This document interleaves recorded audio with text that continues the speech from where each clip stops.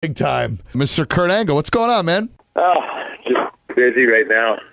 I'm going back on the road, and I had to do some stuff for my business and everything. Now, Kurt, the reason why, one of the things I wanted to reach out to Kurt Angle is because I saw in the Penthouse magazine that you were training for a comeback to the Olympics, and before you know it, there was what'd you do? You didn't hurt your neck, you hurt your back or something, right? What was that?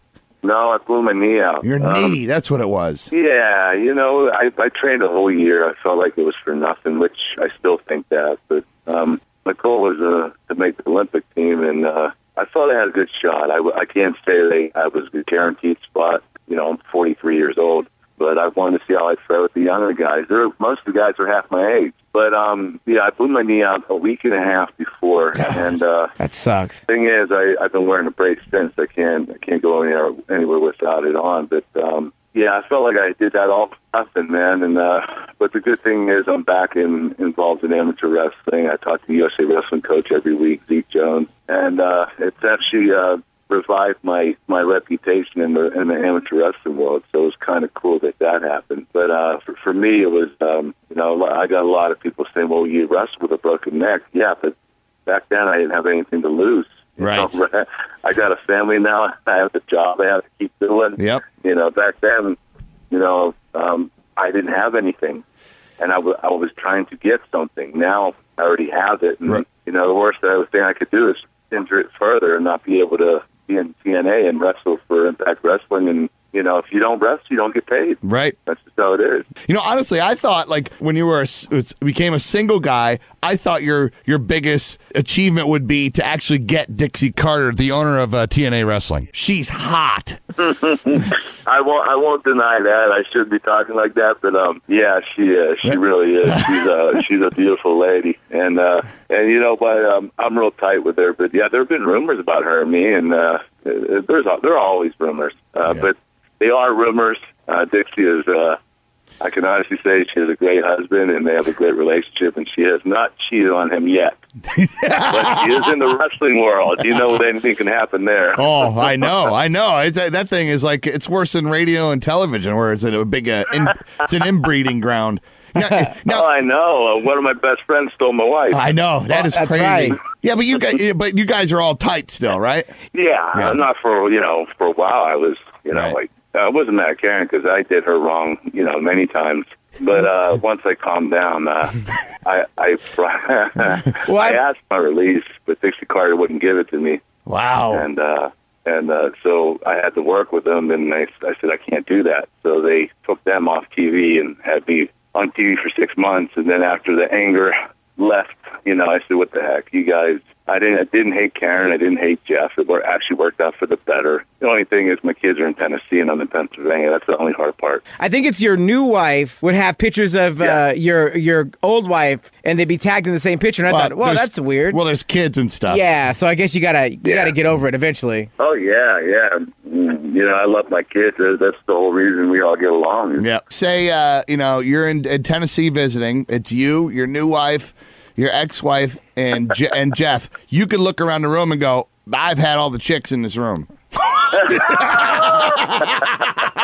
That's one thing I had over Jeff. We're talking to former WWE superstar Kurt Angle. And now, Kurt, before you went to TNA, you were with the WWE. When you left there, that was for, I remember you came on our show and told us, like, you had some a bunch of pills. You were doing like 60 pills a day or something, so you asked to come off the road just to kind of straighten up a little bit and be with your family. And they kind of said, man, didn't Vince say, come on, you're an Olympic champ, you could deal with this? You know what? There were two different episodes. So WWE had to have a concern about me. When I was doing 60, 10s, which is really 120, that's when they kind of came to me and, said, listen, you got to get off this stuff. And, I did. And we kind of had a mutual agreement. I'll go on the road. But that was the toughest thing I did because for 5 months, I just didn't feel right, and I was working. But the second time wasn't the painkillers. I was doing muscle relaxers, and I OD'd. It was the next year. Wow. And And that's when they started drug testing me every week and making sure. So I kind of became like a, what you would call a possible liability. Mm-hmm. And they were really monitoring me, and it was really wearing on me because I was only home for a couple of days a week. And one of those days I had to wait all day for a guy to come to drug test me. He wouldn't come in with time, and he was coming. Wow. They did ask me to go to rehab the second time. And that was when they, said, listen, we'll let you go. Why don't you go to rehab or get your bearings together and come back in 6 months. And I literally, when I left, the next day I called TNA and I never looked back. So I'd say, if anything, WWE actually saved my life. 5 years ago, I'd have said the opposite. Right. But, I'm not kissing Vince McMahon's ass because I have a great job in TNA, and thank God I get paid the same. Doesn't matter where I am. I still get paid. I will tell you one thing. I don't think he was happy I went to TNA because I tried to give him a call and left him a message, and I got a text back saying you got the wrong number. Oh, my God. A text back. Wow. Yeah, that was about 5.5 years ago. And, yeah. And I was like, wow, man. Like, that was literally 2 weeks after I left. We're talking to Kurt Angle, former Olympic champion, of course, pro wrestler like in the WWE and TNA and stuff. Now, speaking of that, Brock Lesnar, he was a former collegiate wrestler and stuff.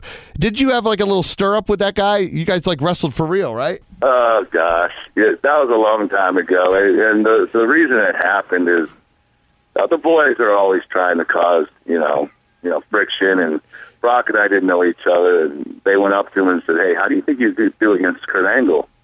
He said, oh, Kurt Angle, he's too small. And when I heard that, I went to Brock and said, you think I'm too small? And he goes, well, I mean, how much you weigh? I said, I'm about 220. He goes, well, I'm 315. I said, let's go to the ring right now. He said, no, I got my sandals on. I said, you know what? I'll tell you what. I'll take my shoes off and we'll go barefoot. He said, nah, I don't want to do that. So about a month later, he was wrestling Big Show in the ring for real, and he was throwing Big Show around like a rag doll. Wow. And I was like, wow, this guy's a real stud. And I was outside. I just got to the ring, and there were about 15 guys around the ring watching it. And Brock's back was to me, and I jumped up, and I told Big Show, get out. And when Big Show saw me, he immediately turned around and got out of the ring. And I went up behind Brock, and I tapped him on the shoulder. And he turned around, and he goes, oh. So yeah, we had a match, and when people blow it out of proportion, I didn't dominate him. Yeah, I beat him pretty good, but it wasn't like people say, well, he pinned him and he took him down 100 times. No, I mean I took him down a few times, and obviously he didn't take me down.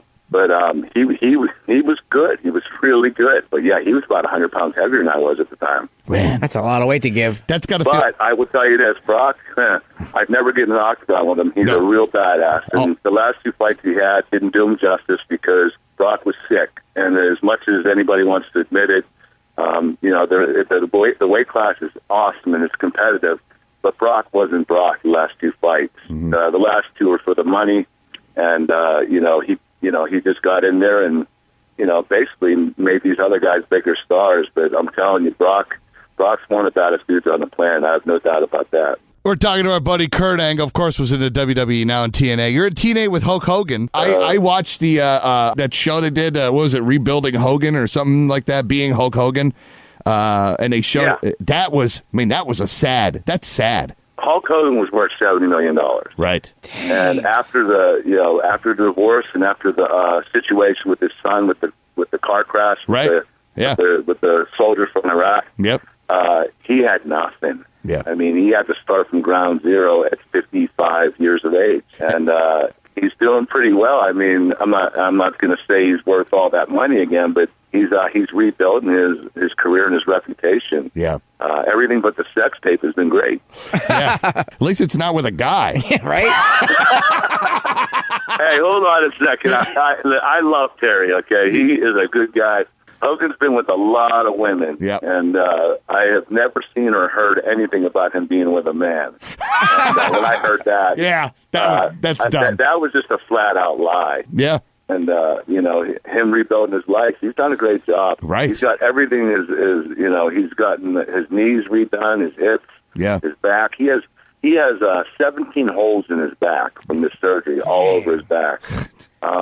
His face is fake. Yeah, he's got a fake orbital bone because he's blind in one eye. I mean, what? And he wants to wrestle again. He's out of his mind. Yeah, you know what? I'm afraid if I clothesline him, he hits the canvas, there's just going to be dust there. Dude, Kurt, you're great, man, and always a great guest. And good luck with everything, brother. Thanks, man. All right, take care, guys. Right. Have me on again. Yes, absolutely, dude. Take care. All right, guys. God bless. That's a great Kurt Angle. Kid Chris show, and I see over here.